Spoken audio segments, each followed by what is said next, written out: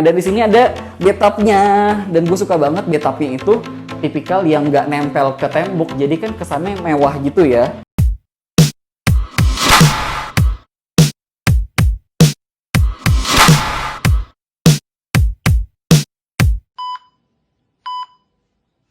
Oke, jadi kali ini gue lagi ada di Hotel Mercure Tangerang BSD City, yang dimana lokasinya itu bersebelahan banget dengan Mall Aeon. Jadi kalau misalkan kalian memang sering ke Mall Aeon, ya ini adalah hotel terbaru gitu loh, yang lokasinya bener-bener nempel banget gitu sama mallnya. Gue sendiri menuju hotel ini menggunakan kendaraan pribadi, karena memang untuk menuju BSD biasanya sih menurut gue akan lebih cepat, lebih gampang gitu ya lewat jalan tol gitu loh. Karena gue pakai kendaraan pribadi, untuk parkirannya menurut gue cukup banyak dan luas. Bahkan setelah gue cari tahu, ada juga area untuk basementnya, karena mungkin hotel ini sudah memprediksi orang-orang yang ke hotel ini pasti membawa kendaraan pribadi gitu loh, dibandingkan naik kendaraan umum. Dan pas gue nyampe di depan hotel ini, sebenarnya gue ngerasa ini hotelnya agak berbeda dengan beberapa hotel Mercure yang lainnya yang pernah gue datengin, karena bentuk gedungnya itu sendiri sebenarnya agak unik dan juga warnanya agak hitam gelap gitu ya. Maksudnya biasanya hotel-hotel Mercure yang lain yang gue tahu ya lebih kayak warna putih dan juga ada sentuhan ungunya gitu kan. Terus juga ngomongin soal security, soal pandemik gitu ya, ini menurut gue juga cukup ketat kok, karena kita di scan untuk suhu tubuhnya dulu. Dan ketika gue nyampe di area lobbynya, sebenarnya menurut gue ini area lobbynya cukup luas aja sih. Dan kalau gue perhatiin sebenarnya dia tipikal yang high ceiling, yang menurut gue biasanya itu ada di hotel bintang 5 gitu kan. Jadi seakan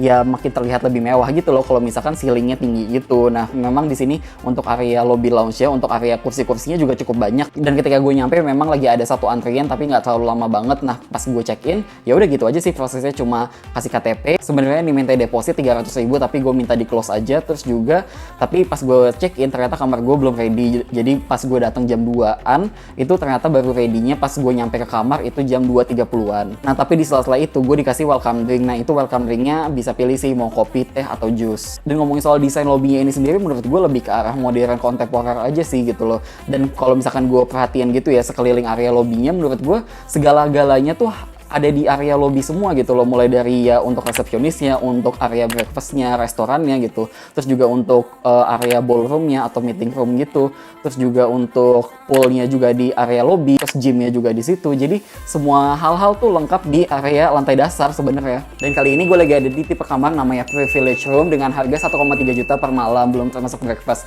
Itu yang gue lihat di Traveloka. Tapi kalau untuk kamar standar ya yang superiornya itu start from 700 ribuan gitu ya. Dan gue mau room tour dulu dari sebelah sini. Jadi pas gue masuk gitu ya, dari area kamarnya ini kita langsung masuk ke area meja kerjanya di sini. Di sini ada kursinya. Kursinya pun bahannya kayak premium gitu ya, kulit, dan ini juga marmer. Nah, untuk di sebelahnya ini untuk area TV-nya gitu ya. TV-nya juga menurut gue ini gede banget, kayak ukuran 70 inch gitu kurang lebih. Dan di sini ada coffee tea maker-nya, lengkap banget tuh, air minum segala macam, dan dia nggak pakai botol yang plastik lagi ya. Jadi pakai yang beling kayak gini. Terus di bawahnya ada kulkas juga. Terus di sini laci-laci gitu ya buat naruh barang-barang. Di sini ada tong sampahnya, dan di sini untuk area duduk-duduknya gitu. Jadi memang bisa buat selonjoran gitu kan kayak gini gitu. Terus ada mejanya. Jadi kalau kalian mau pesan makanan ditaruh di sini juga enak gitu kan. Nah, ini dia untuk area kasurnya gitu ya. Jadi kasurnya untuk ukuran king size bed dengan ada 4 bantal gitu. Colokan juga ada 2.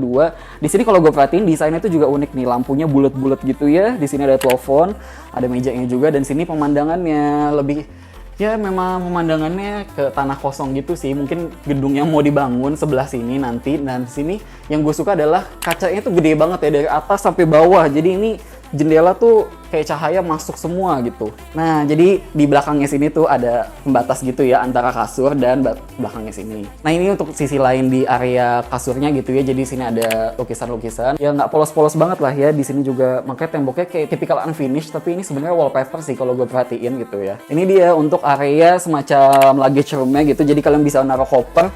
Bahkan ini satu koper tuh bisa muat banyak banget kan. Di sini juga lengkap bathrobe-nya, gantungan, bantal ekstra. Di sini juga ada safe deposit box-nya di sini.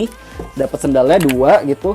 Jadi menurut gue di sini tuh kayak ya gede banget kalau kalian bawa barang banyak-banyak gitu ya. Nah, ini kalau misalnya kita tutup gitu ya, ini sebenarnya bakal jadi cermin full body dari atas sampai bawah gitu kan. Jadi lebih memudahkan banget untuk kita bercermin. Nah, untuk di sini area kamar mandinya. Nah, tapi gue mau ngebahas dulu dari segi pintunya gitu ya. Jadi pintunya itu adalah pintu geser, ada 2 gitu, pintunya bisa digeser, dan di sini aksennya tuh kayak garis-garis gitu. Jadi nuansanya kayak Jepang-Jepang gitu, karena menurut gue kan area sini ya Aeon Mall aja punya Jepang gitu kan. Terus di sini ada apartemen yang brandnya Jepang juga. Jadi mungkin memang pasarnya ngincer orang Jepang kali ya daerah sini Kita masuk ke area kamar mandinya. Ini dia untuk area kamar mandinya. Menurut gue ini luas banget sih kamar mandinya. Lebih kayak, ya luasnya sama kayak ukuran kamar ya kurang lebih sih. Dan di sebelah sini kan kaca gede banget gitu ya untuk make up. Di sini ada kursi juga tuh buat duduk sambil make up gitu kan. Nah di sebelah sini untuk wastafelnya, handuk-handuk. Di sini amenities-nya, gelas, tisu, cermin lagi. Jadi di sini cermin gitu kan. Terus di sini untuk sabun cuci tangannya. Dan di sini ada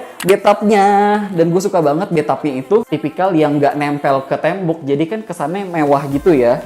Terus di sini juga dia menyediakan semacam kayu-kayu ini nih kalau misalkan kalian mau main HP, main laptopan atau makan minum sambil di bathtub ya silahkan. Nah ini dia untuk area klosetnya. Sebenarnya di sini ada pintu kacanya gitu. Nah di sini klosetnya ada pakai selang gitu ya. Tapi gue bingung gitu sih sebenarnya kenapa ini klosetnya kacanya tuh sampai bawah banget gitu kan. Sebenarnya kalau misalkan kita perhatiin gedung ini dari area luar itu tuh gelap banget, lebih kayak hitam gitu kan warna gedungnya. Cuma ya apakah ini nggak kelihatan dari luar? Gue penasaran aja sih. Cuma mungkin akan lebih aman gitu ya kalau misalkan di sini tuh lebih kayak ngeblur gitu loh kacanya. Jadi kan pas kita duduk kayak gini yang nggak kelihatan dari luar gitu loh.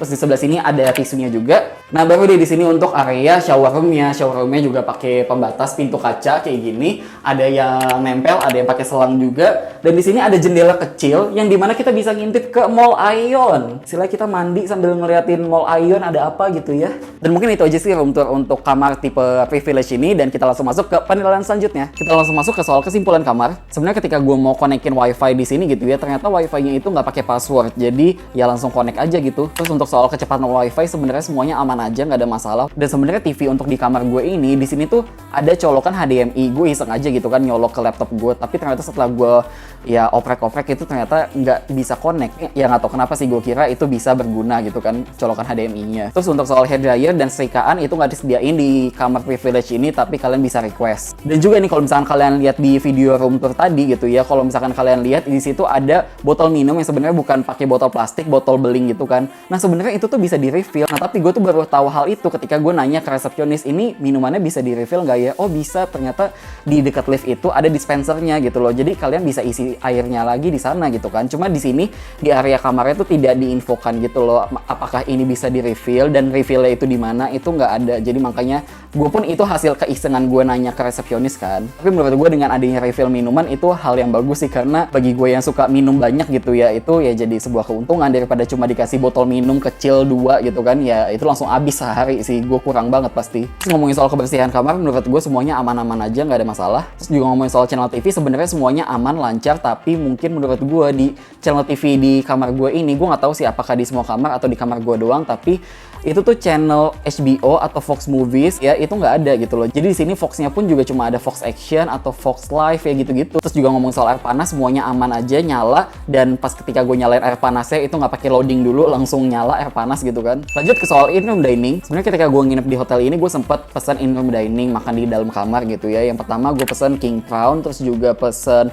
roast chicken, terus juga sama sisa salad. Sebenarnya menurut gue kayak ya ini porsinya gede-gede banget sih, apalagi roast chickennya gitu ya. Itu ayamnya tuh bener-bener setengah ayam sih, jadi kayak puas banget sebenarnya. Terus kita lanjut ke soal kolam renang. Yang udah gue bilang sebelumnya, kolam renangnya ini tuh ada di lantai dasar gitu ya. Cuma menurut gue dengan adanya di lantai dasar yang dimana orang-orang yang mau ke area restonya, jadi sebenarnya ya orang-orang yang main ke area resto bisa aja masuk ke area poolnya. Jadi seakan agak kurang private gitu ya. Maksudnya poolnya itu jadi kayak bukan khusus untuk orang yang nginep doang gitu loh. Dan sebenarnya kalau gue perhatiin juga di situ ada tulisan tanda gitu untuk berenang itu maksimal 5 orang doang. Jadi ya untuk soal pandemik ini gitu loh. Sebenarnya untuk soal kolam renangnya ini lebih kayak semi indoor gitu ya. Jadi ya memang tidak terbuka gitu loh atasnya. Sebenarnya atasnya lebih kayak kaca-kaca gitu. Cuma matahari sih kalau gue perhatiin nggak langsung kena gitu ya, menyinari ke area poolnya gitu. Dan memang bentuk kolamnya tuh tipikal yang memanjang. Jadi kalau kalian yang suka berenang memanjang gitu, suka berenang serius gitu, itu oke banget sebenarnya. Dan kalau misalkan gue perhatiin juga di area kolamnya tuh semacam ada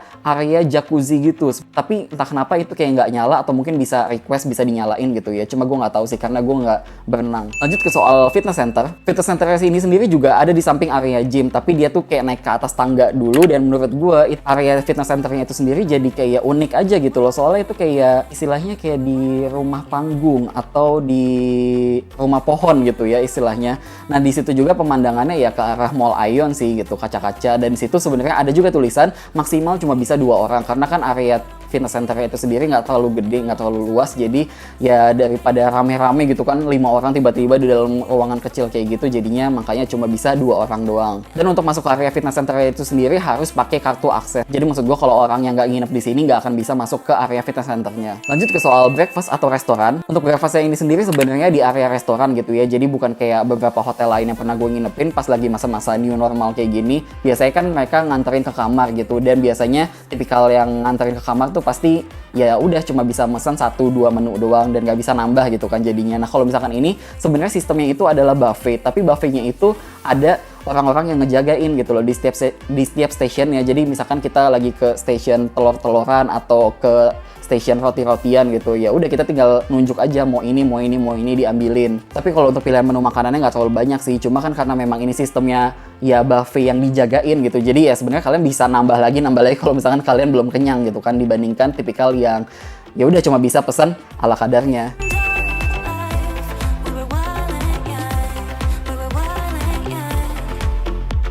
Soal meeting room, sebenarnya gue perhatiin di sini ada sih area meeting room juga di area mezaninnya gitu ya, dan untuk area ballroomnya juga ada di lantai dasarnya gitu. Tapi ya gue nggak terlalu cari tahu banget, kalian bisa langsung cek aja ke website mereka. Dan kita lanjut ke objek wisata di sekitar hotel. Yang pasti nomor pertama banget adalah Ion Mall, karena itu tinggal jalan kaki doang gitu ya, selangkah langsung nyampe gitu. Dan ini dia inspirasi spot-spot foto di hotel ini.